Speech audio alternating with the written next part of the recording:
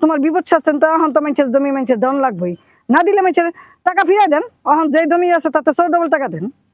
2007 সালে জমি বিক্রি করার টাকা নিয়ে কবলা না দেওয়ার অভিযোগ উঠেছে সেলিনা বেগম নামে এক নারীর বিরুদ্ধে।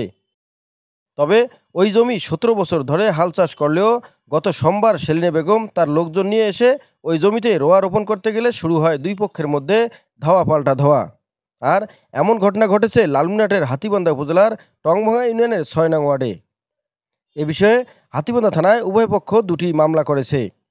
তবে ফজল হকের ছেলে বলেন, উপজেলার গোতামারি এলাকার মিজানুর রহমানের স্ত্রী সেলিনা বেগম পিতার পৈতৃক সম্পত্তির ভাগ বিক্রি করে স্বামীকে বিদেশ পাঠানোর জন্য 33 শতক জমি বিক্রির টাকা নেয় আমার বাবা ফজল হকের কাছে। সেলিনা খাতুন, ওনার বিয়ে হয় উত্তর গোতামারি।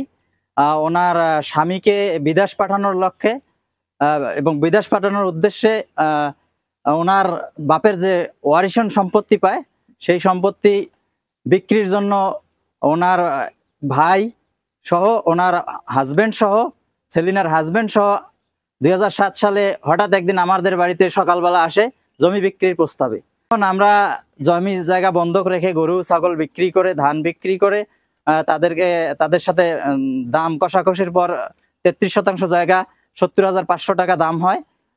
সেই দামের থেকে আমরা 63,000 টাকা তাদেরকে দিয়ে দেই। আমরা জমিটা ভোগ দখল করে আসছি বিগত 7 সাল থেকে আজ 25 সাল, প্রায় 18 বছরের মতো। তা হঠাৎ গতকালকে এসে তাদের 2-1টা কামলা নিয়ে রোয়া গাড়ার চেষ্টা করে। যেহেতু লেবাররা অন্য মানুষ, তাদেরকে বাধা দেওয়ার সাথে সাথে তারা চলে যায়। সেলিনা বেগমের পিতা টংভাঙা ইউনিয়নের 6 নং ওয়ার্ডের হাফেজ শরাফতুল্লাহ। কিন্তু সেলিনা বেগমের স্বামী বিদেশ গেলেও সেই জমি আর ফজল হককে কবলা দেয়নি।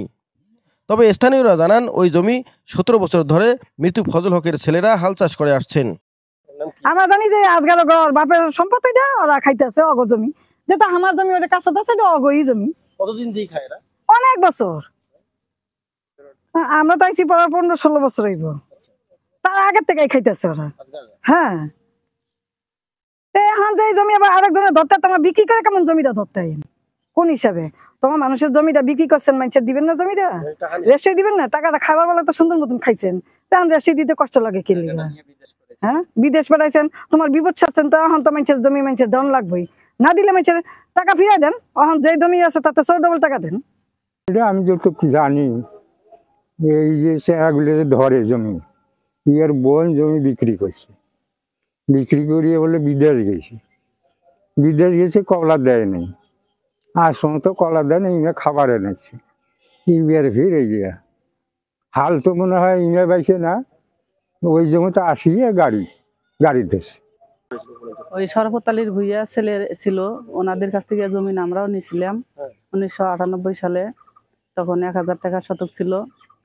তখন মায়ের নাম গোপন রাখছিল, রাইখে সেই জমিন 21 শতক নেওয়ার পরে সেই মায়ের নাম গোপন রাখছে, রাইখে আবার 20 থেকে 22 বছর পরে আবার এসে উল্টে দাবি করতেছে আমাদের মায়ের নাম গোপন আছে, আমাদের মায়ের নামে জমিন এখানে পাই।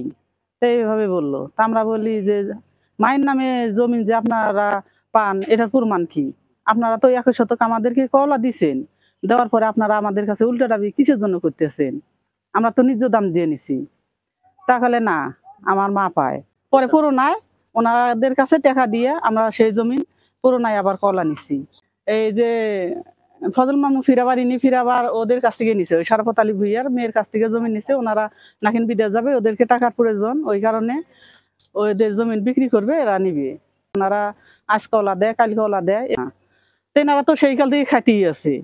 এটা তো নিজ দাম দিয়ে নিছে, নেওয়ার পরেও ওনারা কওলা দেয় নাকি, কেন? ওদের মনের মধ্যে এখন শয়তানি ছিল বিদেয়, ওই জন্য ওনারা কওলা দেয় নাই। বসলাম, বসিয়া টাকা বানাবো যে এতটুকু জানি। এখন তো এটা বহুদিনের কথা, তখন থেকে তো খাইতেছে, হঠাৎ করে জমি না দেবিটা কেমন করে?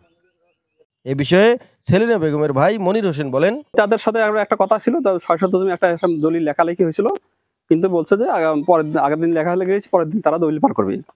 এই কথা বলিয়া পরের দিন আর জমি তারা নেয় না, টাকা দেয় না। News channel 24 news desk.